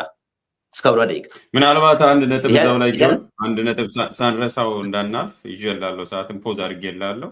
መደመር መጽሐፍ ነው፣ በግለሰብ ነው የተጻፈው። ጠቅላይ ሚኒስትር የሚሆን ምንም በግለሰብ ነው። ሰው የውጭ ጉዳይ ፖሊሲ ራሱን ችሎ በተቋም የሚቀረስ በተቋምም በሌላ መልኩም ቢቀረስ ራሱን ችሎ የሚቀመጥ ነው እንጂ መጽሐፍ የውጭ ጉዳይ ፖሊሲ መገኛ ቦታው ነው ወይ? ከመጽሐፍ ነው የውጭ ጉዳይ ፖሊሲ አንድ ሰው እንደ ሪፈረንስ ማግኘት ያለበት። መደመር መጽሐፍ አይደለም፣ በጠቅላይ ሚኒስትሩ የተጻፈው የውጭ ጉዳይ ፖሊሲ ማንም ሰው የሚያገኘው መጽሐፍን የተጻፈ ምንም ጠቅላይ ሚኒስትርም ቢሆን ቢጻፍ ስቲል መጽሐፍ ነው እና የውጭ ጉዳይ ፖሊሲ ሪፈረንስ ፖይንት ወይም ፖሊሲ ሆኖ ሊያገለግል ይችላል ወይ የመደመር መጽሐፍ የሚለውን እንድታጠራልኝ በዛው ስላነሳው ነው፣ ስላልገባኝ ነው። በጣም ጥሩ። አሁን እኔ ላነሳልህ የፈለግኩት ነገሮችን የምናይበት መነጽራችን ነው መደመር ለኛ ነገሮችን ሁሉ የምናይበት መነጽር። ከዛ አንጻር የውጭ ጉዳይ ፖሊሲ ሪፎርም አድርገናል። የውጭ ጉዳይ ፖሊሲ ውጭ ጉዳይ ሚኒስቴር ላይ አክሰስ ማድረግ ትችላለህ። አሁን ደግሞ ሌላ ደግሞ አፕዴት አድርገን ድራፍቱ ሰሞኑን ለዲስከሽን የቀረበም ያለ አለ ማለት ነው። ሶ ዊ ሃቭ ፖሊሲ ሪፎርም ክሊር እንዲሆን ስለፈለግኩ ነው። ድራፍቱንም ልልክልህ እችላለሁ በኋላ በዚህ ላይ የተደረጉትን ነገሮች ማለት ነው። ሌላው የውጭ ጉዳይ ፖሊሲ አለ ፖሊሲ የውጭ ጉዳይ ፖሊሲ አለው። የውጭ ጉዳይ ሚኒስቴር የውጭ ጉዳይ ፖሊሲ አለው የራሱ። ለምሳሌ ዋይት ፔፐር ተብሎ የሚገለጸው አለው። መደመር ያልኩ እኔ ነገሮችን የምናይበት መነጽር ነው መነጽራችን ነው የሚለውን ለመግለጽ ነው። እኔ የብልጽግና አባላት ነገሮችን የሚያዩበት መነጽር ነው። ስለዚህ አሁን ከጦርነቱ ወዲህ ብያለሁ፣ ብሪክስ ላይ ትልቅ አቺቭመንት ነበረን። ህዳሴ ግድብ ጋር ተያይዞ ግብፅ ያነሳችው ሁሉ እዛ ጋር ሜዳ ትፈራረም የትም ትፈራረም ህዳሴ ግድብ ማጠናቀቅ ወደኋላ ልትመልሰን ነበር። ሰክሲድ አድርገናል። እኛ አውትፑቱን ነው እኛ ስናየው ሁለት ነገር ነው አይደል የምታየው፣ ወይ ፕሮሰሱን ነው ወይ አውትፑቱን ነው። ሶ ሰክሲድ አድርገናል ብለን ነው የምናየው። ሁለተኛ እኛ ኒው ፍሬንዶች ፈጥረናል። ኢትዮጵያ ድሮ እንደ ወዳጅ የማታያቸው በፖሊሲዋ ወዳጅ የፈጠርንበት ሁኔታን ያለው ማለት ነው። ከጎረቤት ሀገር ጋር ማንም ጋር አልተዋጋንም ብያለሁ። ይሄ የውጭ ጉዳይ ፖሊሲያችን ራሱ ነምበር 1 ላይ የተቀመጠው ፕሪዮሪቲ ለኔይበር ካንትሪ ነው ይላል። ለጎረቤቶቻችን ነው ቅድሚያ የምንሰጠው ብሎ ልክ አሁን የቻይናን ፖሊሲ ብታይ ግሪት ፓወር ፕሪዮሪቲ ናቸው ይላል። ግሪት ፓወር ሁለተኛ ላይ ግን ለጎረቤታችን ቅድሚያ እንሰጣለን ይላል። የኛ ደግሞ ነምበር 1 ላይ ነው ማለት ነው ለጎረቤታችን። ስለዚህ ሁለተኛ አክሰስ ቱ ሲ በዲፕሎማሲ ዛሬ ዓለም ሙሉ ለኢትዮጵያ የባህር በር ያስፈልጋታል ብሎ አምኗል። ሀውቱ አቺቭ ሌላ ነገር ነው፣ አምኗል። ይሄ አቺቭመንት አድርገን ነው። ምክንያቱም ለቢቢሲ ለሲኤንኤን ለምን ኢንቨስት አድርገን ማታመጣውን እንትን ነው ኢትዮጵያ ይገባታል፣ በሰላማዊ መንገድ ብቻ ይሁን ብሎ እውቅና ሰጥቷል በብዛት ማለት ነው። ሌላው ናይል ኢኒሺዬቲቭ እንግዲህ የተባሉ አገሮች ሁሉ የፈረሙበት ማለት ነው፣ ወይ ደግሞ በፓርላማቸው ያጸደቁት። በእርግጥ ኤርትራ ፓርላማ የላትም፣ እሷ እንትን አላለችም፣ ግን ጸድቆ ዩኤንም አፍሪካ ዩኒየንም ገብቶ ህግ ሆኗል ማለት ነው። ናይል ኢኒሺዬቲቭ በጠቅላይ ሚኒስትር መለስ ጊዜ የተጀመረ ነገር ነው። በጣም ወሳኝ ነገር ነው ናይል ኢኒሺዬቲቭ ለኢትዮጵያ ማለት ነው። ሰክሲድ ያደረግነው አመት አልሞላውም፣ በቅርብ ጊዜ ነው ማለት ነው። ሶ በብዙ ነገር ስናይ አሁን እኔ ኤክስተርናላይዝ አላደረግም። የውጭ ጉዳይ ፖሊሲያችን ከውስጥ ወደ ውጭ ስለሆነ የውስጥ ጥንካሬያችን ነው የውጭውን የሚያመጣው። ነገር ግን የውጭ በኢትዮጵያ ውስጥ ጋፕ አይፈጥሩም አይደለም። እኔ አሁን ኤርትራ ጋር ተያይዞ ስትራቴጂክ አሊያንስ ኦር ታክቲካል አሊያንስ ሊኖር ይችላል አንዳንዴ። ነገር ግን እሱ አይደለም። እኔም እንደመድመው በኔ እይታ ኤሪትሪያ የፈረሰች ኢትዮጵያ ከሌለች ጠንካራ ሆና አልወጣም ብላ በፖሊሲዋ እንዴት ጻፈ ፖሊሲ ባይኖራትም ዶክትሪን አድርገው እነሱ ጋር እንደ ሃይማኖት እንደ ዶግማ ነው የሚታየው ነው የሚያምኑት። ስለዚህ የኤርትራ ሰክሰስ የኢትዮጵያ መፍረስ ብቻ ነው። የሆነ ቦታ ሜዳ ታሰልጥን የሆነ ቦታም ትደግፍ ያንን የህዝብ ጥያቄ ለመደገፍ ሳይሆን የተዳከመች ኢትዮጵያ የወደቀች ኢትዮጵያ ብቻ ነች ታላቋን ኤርትራ ይዛ ልትወጣ የምችለው ብለው ስለሚያምኑ ይሄ ፖሊሲያቸው ነው። ባይጻፍም ሲሪየስ ፖሊሲያቸው ስለሆነ ይሄ ክሊር ነው። እኔ በዛ ነው የማየው። ለዛ ሁሉ ግን መፍትሄው የኛ ኢንተርናላይዝ ማድረግ ስለሆነ በዲፕሎማሲው እንዳነሳውልህ ነው። ራሽናሊ ነው የማስቀምጠው። የመጀመሪያ ለውጡ ዘመን በጣም ጥሩ ነበር። በትግራይ ጦርነት ጋር ተያይዞ ዲፕሎማሲያችን ዓለም ጀርባ ሰጥታን ነበር። አሁን ግን በሚያስገርም ወደ ቦታችን በዲፕሎማሲያችን የተመለስንበት ጊዜ ነው ብለን ነው ያየነው። አዲስ አበባ ላይ የሚደረጉ ኢትዮጵያ ላይ የሚደረጉ ዓለም አቀፍ መድረኮችን ብታይ ኢትዮጵያ በዩናይትድ ኔሽን ባሉ ኢንስቲትዩሽኖች ውስጥ የምትመረጥበትን የአፍሪካ ሴኩሪቲ ካውንስል ሆና በቀደም የተመረጠችበት ኢትዮጵያን ቮት እያደረገ ነው። በአድዋ ብቻ የእናንተ የነፃነት ምሳሌ ነን የምንለውን ብቻ ሳይሆን አሁን ራሱ በብዙ ነገር ለእናንተ ዋስትና እንሆናለን የሚል በአስተሳሰብ ደረጃ አፍሪካን ፕሮብሌም ለአፍሪካን ሶሉሽን ፎር አፍሪካን ፕሮብሌም የሚለውን አጽንተን ስለያዝ ነው ማለት ነው። ወደ ቦታችን ተመልሰናል የሚል ነገር ያለን እኛ ማለት ነው። እንደምታውቀው በትግራይ ጦርነት ጊዜ እኮ የአፍሪካ ህብረት ሁላ ከዚህ ተነስተው ኬንያ ናይሮቢ እንዲሄድም ዲስከሽን የተደረገበት ጉዳይ ነው። ትልቅ ኪሳራ ውስጥ ነበር፣ በጣም ትልቅ ኪሳራ ማለት ነው። አሁን ግን ከፕሪቶሪያ ጦርነት ስምምነት ወዲህ አሁን ሰዎች እንዲህ ይላሉ፣ ለምንድን ነው ደብረጽዮን እንዲያሉ ነገች እንዲያሉ ለምን ትግራይ ፌደራል መንግስት ጣልቃ ገብቶ እንዲያደርግም እንዲህ እየተባባልን በሰላም የትግራይ ህዝብ ሰላም ይሁን 10 ዓመት እንቆይ እየተወያየን እንደ አዲስ አበባ እየመጣን መቀሌ እየሄድን ከምንተኳከስ አለመተኳከሱ ብቻ ቀላል ነገር ይመስለዋል ሰው። በ2 ዓመት እኮ ነው ያ ሁሉ ሰው ያለቀው ማለት ነው። ሶ ሳይለንሲንግ ዘገን ራሱ ትልቅ አቺቭመንት ነው ለትግራይ ህዝብም ለኢትዮጵያ ህዝብም። እንዲህ እየተከራከርን 10 ዓመት ለምን አይፈጅም? እና በዲፕሎማሲው ባስቀመጡት መሰረት መጀመሪያ ከርቡ በጣም የተነሳ ነበር። በትግራይ ጦርነት በጣም ዓለም ጀርባ ሰጥቶን ነበር።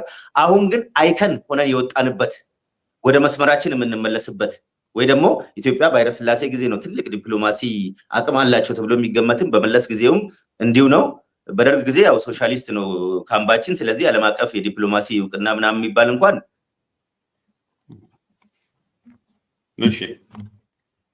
ድምፅ ተቋርጦ ነበር። አሁን አይከን ሆነን የዲፕሎማቲክ ሴንተር ሆነን የወጣንበት አቺቭመንታችን ነው። ከፕሪቶሪያ አግሪመንት ወዲህ ያለው ነገር ሁሉ በዲፕሎማቲው ከፍ ያልንበት የብሪክስ ራሱ ተጨማሪ ኦልሬዲ 3 ደቂቃ ሰጥቻለሁ። ተጨማሪ ለዛ አንተ ብቸኛ ስለሆንክ ነው የታገስኩ። ስለዚህ በ30 ደቂቃ ጨርስና አብቃ። ወደ ፕሮፌሰር መሳይ ከበደ ሄደን በዛ እናበቃለን። 30 ሰከንድ ወስደ ጨርስ። ያልጨረስክ ነገር ከሌለ ቴንክ ዩ። እና በዲፕሎማሲው በጣም ሰክሰስ አቺቭ ያደረግንበት ጊዜ ላይ ሆነን ነው 7ኛ ዓመትን ያከበር ነው። የዛሬን 3 ዓመት የዛሬን 2 ዓመት እያልኩ አይደለም። ከፕሪቶሪያ አግሪመንት ወዲህ በዲፕሎማሲው ቀና ብለን ልናወራበት የምንችል ደረጃ ላይ ያለ ነው። ነገር ግን አገር ውስጥ ያለው ቅድም ኢንተርናላይዝ ላርግ ያልኩ የአገር ውስጥ ያለውን ኦሮሚያና አማራ ችግር አካባቢ ያለው ሌላ ቦታ ያለውን ችግር በዲያሎግ ብቻ የመፍታት አሁንም መሰራት የሚገባው ሲሪየስ ኢሹ ነው እሱ። ስለዚህ ኢን ኦል ሳይድ ያሉ ፓርቲዎች ወደ ሰላም ከመጡ ኢንተርናሊም ስትሮንግ ዲፕሎማቲክ ካፓሲቲ እናገኝበታለን የሚለውን ለማንሳት። እሺ ሶስት መሰረታዊ ነገር ተናግረሃል። ወስጄላለሁ። ከውስጥ ወደ ውጭ ነው ፖሊሲያችን ብለሃል። ከፕሪቶሪያ በኋላ የተንገራገጨው ውጭ ዲፕሎማሲያችን አሁን ተስተካክሏል። የውስጣችንን ካጠናከርን ደግሞ ወደፊት እየተሻሻለ ይሄዳል የሚሉት እነኚህ 3 ማጠቃለያ አድርጌ ልውሰድልህ። ፕሮፌሰር መሳይ እንግዲህ የመጪ ማጠቃለያ በዚህ በውጭ ጉዳይ ግንኙነታችን ምን ይመስላል የሚለውን ማጠቃለያ መዛው አካተው እርሱም 5 ደቂቃ አለው። በእርሶ እንስገ። እሺ ውጭ ጉዳይን በተመለከተ እንግዲህ አይ ቲንክ ፕሮፌሰር ዝቄል በደንብ ገልጾታል በሚገባ እና ላይ ብዙ መድገም አያስፈልግም። በተለይ ደግሞ የሶማሌ ነገር ጋራ የተሞከረው መጀመሪያ ከሶማሌላንድ ጋራ ከዛ ደግሞ ከዋናው ሶማሊያ ጋር የተሞከረው እና የከሸፈው ሙከራ በእውነቱ የሚያሳየን ያው አንድ ነገር ነው የሚያሳየን፣ እሱም ኪሳራ ነው። በቃ የውጭ ጉዳዩን እንደው ለመግለጽ ከፈለግን በአንድ ቃል ኪሳራ ነው እና ይሄ ደግሞ እንትን ሊካድ የሚችል ነገር አይመስለኝም። ብዙ ከዚህ በፊት የነበረው በመለስ ጊዜም በኃይለሥላሴም ጊዜ እንዲሁም በደርግ ጊዜ ምን ኢትዮጵያ ተደማጭ ነበረች እና በተለይ ደግሞ በአፍሪካ እና በጎረቤት ሀገሮቿ በጣም ትሰማ ነበረ። አሁን ግን ያ ሁሉ ቀርቷል። እንደውም ጦረኛ ሀገር መባል ደረጃ ደርሰናል እና ምንም በዓለም አቀፍ ደረጃ በጣም ክብር የሌለው ሀገር እና የወደቀ ሀገር፣ የከሰረ ሀገር ነው ሁሉም የሚያዩን እና በዚህ ላይ እውነት እንደው የተገኘ ድል አለ ብሎ መናገር በጣም ያስቸግራል እና በተለይ ደግሞ ቅድምም እንደገና ሕዝቅኤልም እንደገለጸው በእውነቱ የግብፅ ሁኔታ ነው ከሁሉ አስፈሪ ሆኖ ነው ያየሁት። እና ኢትዮጵያ ብቻዋን ቀርታለች። የተከበበችው በአንድ ስምምነት ባደረጉ ጠላቶችን ባይባሉ ብቻ ኢትዮጵያ የምትፈለገው ላይ እንዳትደርስ የሚቃወሙ ኃይላት በግብፅ አስተባባሪነት ይኸው ተመስርቶ ቁጭ ብሏል። እኛ ደግሞ ግብፅ እንደሚባለው በጣም ከድሮ ጀምሮ የነበረ ተቀናቃይ ነው እና እዚህ አሁን አፍንጫችን ስር አምጥተን አስገብተናል እና ከዚህ ወዲያ እንግዲህ የሚፈጠረውን ነገር ማወቅም ባይቻል ግን ጥሩ ነገር እንደማይመጣ ግልጽ ነው። በእውነቱ የግብፅ ነገር በጣም አስጊ ነው እና ይሄ ሁሉ የተደረገው ግብፅን እንደመገለል መልሰን ዋናው እንትን ውስጥ አስገባናት እና አሁን የግድ ጠዋት ማታ ስለ ግብፅ ማሰብና እሱን ግብፅን ለመቋቋም መደረግ ያለበት ሁኔታዎች ማሰብ የግድ መጀመር ይኖርብናል። ሌላው ደግሞ አንድ የሆነ እንደተባለው ቅድም ከኤርትራ ጋር የተደረገው ስምምነት ብዙ ሲወራለት ነበረ። እንደ አንድ ድል ነበር የተቆጠረው የውጭ ግንኙነት። ግን ያው እንደምናየው ብዙም አልቆየ፣ ያው ፈረሰ። ከመፍረስም አልፎ አሁን እንግዲህ ወደ ጦርነት ደረጃ ደርሰናል። ጦርነቱ ጀመር አይጀመር የሚያውቅ ሰው የለም። ነገር ግን የነበረው ግንኙነት በፊት እንደነበረው ሻክሯል እና በጣም ሌላ ኪሳራ የሚታይበት ይሄ ነው። ሌላው ደግሞ በጣም በዚህ በግርግር ውስጥ እነዚህ ኤሚሬት ሀገር ውስጥ ገብተው እንዲህ አይነት ተጽዕኖ ማድረሳቸው በጣም ይገርማል እና በእውነቱ እነሱ ለራሳቸው ጥቅም የቆሙ ሀገሮች ናቸው እና ኢትዮጵያን ያው እንደ መጠቀሚያ ነው የሚያዩት እና ለእነሱ እንደዚህ ያለ ስፍራ መስጠት በእምነቱም ስለሚረዱ በጣም የተሳሳተ ፖሊሲ ነው እና ወደፊት ደግሞ ሪሊ ብዙ ነገር ያስከፍለናል እና እዚህ ላይ ለመደምደም እንግዲህ ምንድነው ቅድም ብየዋለሁ እኔ በእውነቱ ይሄ ያለውን እዚህ ላይ ትንሽ ከዮሐንስ ጋራ ጆን ልበለው ጋራ እስማማለሁ፣ ትንሽ በግማሽ እስማማለሁ። እሱ ምንድነው ዝም ብሎ ይህንን መንግስት መውቀስ ትክክል አይደለም። እኔ ትክክል አይደለም ማለት እንኳን ባልችል በቂ አይደለም ነው የምለው። ምንድነው የትም አይወስደንም። ያለን ሁኔታ የገባንበትን ችግር አያሻሽልም ማለት አይፈታልንም። ይሄ ሁሉ ምንድነው እንግዲህ በእውነቱ ከዚህ ካለው 7 ዓመት ውድቀት ምንድነው የምንማረው ብለን ስንጠይቅ እሱም ራሳችን እንጠይቅ ነው የሚያደርገን። እንዲህ ምንድነው እንደዚህ ሰዎች ግለሰቦች ወይም ቡድኖች የተነሱ ኢትዮጵያን እንደዚህ ፈላጭ ቆራጭ መንግስት እያቋቋሙ ኢትዮጵያን የሚረግጧትና ይሄ ነገር ደግሞ በጣም ተደጋገመ። ስለዚህ በእውነቱ እኛ ጋር ነው ችግሩ ያለው ብለን እንድንጠያየቅ ነው ማድረግ ያለበት እና ይሄ ደግሞ ሊያዋጣን የሚችለው ወደፊት መፍትሄ መንገድ አንድ ብርሃን ሊያሳየን የሚችለው እና እንግዲህ በአጠቃላይ ምንድነው ያው ይሄ የመቆጣጠር መብታችንን አስረክበናል እንዳለ። አንድ ሰው ይመጣና ግለሰብ ይመጣና ጥሩ ነገር ያወራል፣ ይሄን እናደርጋለሁ ዴሞክራሲ ምናምን ሲለን እሱን አምነን ተቀብለን ከዛ በኋላ ምንም አይነት ወደ ያየኑ ስልጣኑን እያሰፋ ሲሄድ የምናደርገው ያንን ሂደት ለማቆም የምናደርገው ነገር ምንም ነገር የለም። በኋላ ዱላው ሲበዛብን ነው እንግዲህ መታሰሩ መገረፉ ሲበዛብን ነው እንዴት ማለት የምንጀምረው እና እኛንን ጽፋቱ ምንድነው እንግዲህ የስልጣን ባለቤት ህዝብ ነው እንላለን። ነገር ግን አንደኛ ራሱ ህዝቡ የገባው አልመሰለኝም ይሄንን። ሁለተኛም ደግሞ ህዝቡን እንደ ስልጣን ባለቤት አይደለም የምናየው። ህዝቡን ኢምፓወር ለማድረግና ካለበት ሁኔታ ለማላቀቅና በመብቱ እንዲጠበቅ ለማድረግ የምናደርገው ነገር የለም። ምንድነው በተለይ ልሂቃን የምንባለው እንድክ አዳኝ እንደው የፖለቲካ ኢየሱስ ሆነን ነው የምንቀርበው እና እኛንን የምናድንህ እና ተከተለን እንጂ መቼም ቢሆን መብትህን አስጠብቅ ብለን ከሱ ጋር ትግላችንን አጣምረን ህዝቡን ኢምፓወር ለማድረግ የመሰራንበት ጊዜ የለም። በእውነቱ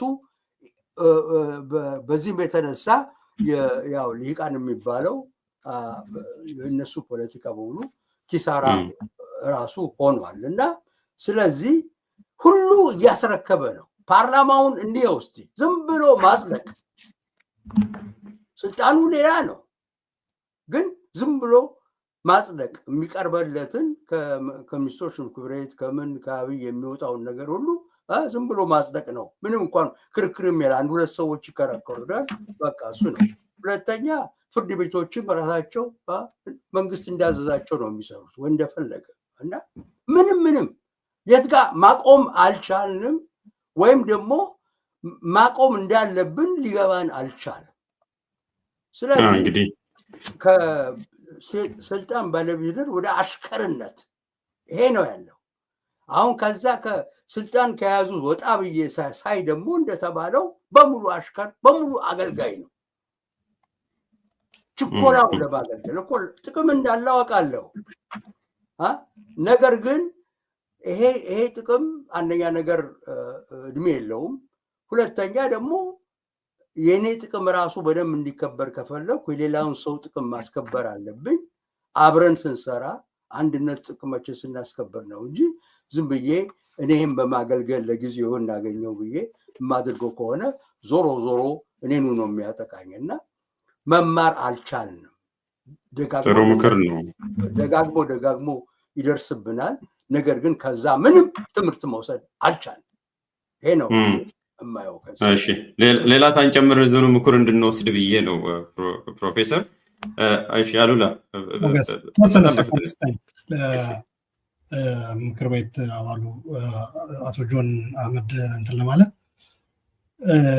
ከኤርትራ ጋር የተፈራረማችሁት ውል እርስዎ በውጭ ጉዳይ ኮሚቴም ስላሉ በምክር ቤቱ ቋሚ ኮሚቴ የውጭ ጉዳይም ስላሉ ምንድን ነው ውጭ ጉዳይ መስሪያ ቤት የማያውቀውም ፓርላማ አያውቀውም እንደ ቋሚ ኮሚቴም እና ይህ ውል ምንድን ነው? አንድ የኢትዮጵያ ሕዝብ እንዲያውቀው አሁንስ አክቲቭ ነው ወይ ተቀዶ ተጥሏል ወይስ ምንድን ነው?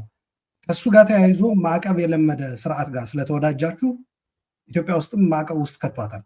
ያው እስካሁን ድረስ በአሜሪካ የተደረገው ማዕቀብ አልተነሳም እና ይህንን ከኤርትራ ጋር የተደረገው ስምምነት ጋር ተያይዞ ብዙ ጥያቄዎች ስለሚነሱ ነው አሁንም ያንኑ ለመስራት ከወደብ ጋር ተያይዞም የሚነሳ ነገር አለ እና ይህ ስምምነት ታውቁታላችሁ ወይ? ጥያቄ ሲቀርባል ወይ በፓርላማ ለማለት ፈልጌ ነው።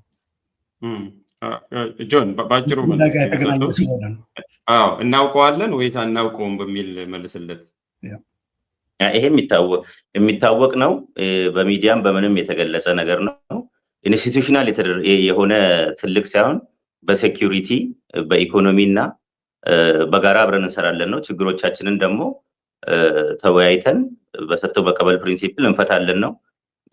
የአልጀርስን ስምምነት እንተገብራለን ነው። አዲስ ነገር የለውም ማለት ነው። ሌላው ስለዚህ አናውቅም በሚል እንውሰደው። አናውቅም በሚል እናውቃለን ነው እንዴ? እናውቃለን እንዴ? ይታወቃል። ቴክኒካል አግሪመንት አይደለም፣ እንድትለይልኝ። ቴክኒካል አግሪመንት አይደለም፣ ሜሞራንደም ኦፍ አንደርስታንዲንግ ነው። ይሄ ኤምኦዩ ነው ማለት ነው። ይሄ ለምን በሰላም አብረን ለመስራት፣ ሴኩሪቲ ላይ አብረን ለመስራት፣ ኢኮኖሚ ላይ አብረን ለመስራት፣ የጋራ አብረን ለማደግ የሚል ሜሞራንደም ኦፍ አንደርስታንዲንግ ነው። ቴክኒካል ኢንስቲቱሽናል ወደሆነ አልተሻገርም። ይዘቱን ታውቃለሽ?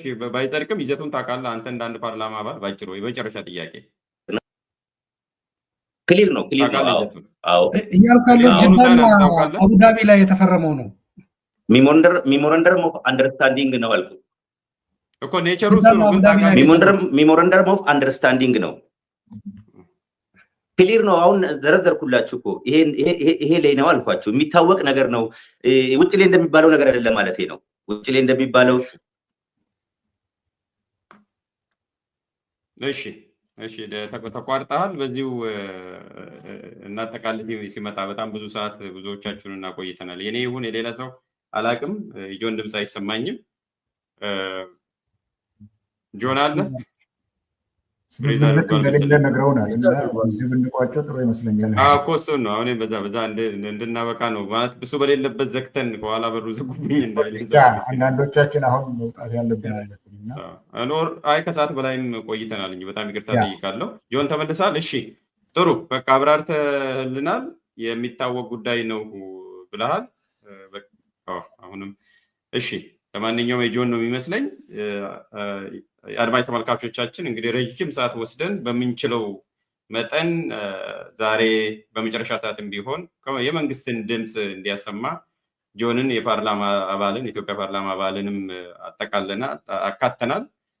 በዚህ ብቻ አያበቃም። በተቻለ መጠን አካታች ለመሆን ሞክረናል። ጆን ቅድም ያልከውን ሰምተናል። ማለት ላይ ስለተቋረክ ነው። በተለይ አንተ ስለመጣ ግብዣም ተቀብለ በራስ ተነሳሽነትም እኔም ከእናንተ ጋር መወያየት እችላለሁ ፈልጋለሁ ብለህ ስለመጣ ልናመሰግን እንችላለን፣ ይገባናል። በዚህ ድፍረት መምጣት ራሱ ስለሚያስመሰግን ሌሎችም ያንተን ፈለግ እንዲከተሉ አደራም እንላለን። ሌሎቻችሁንም በጣም አመሰግናለሁ። ካሰብነው ሰዓት በላይ ነው ያቆየዋችሁ። ይቅርታ እየጠየቅኩኝ በጣም እናመሰግናለን። የዛሬው ውይይት በዚህ እናበቃለን። ቸር ሰንብቱ።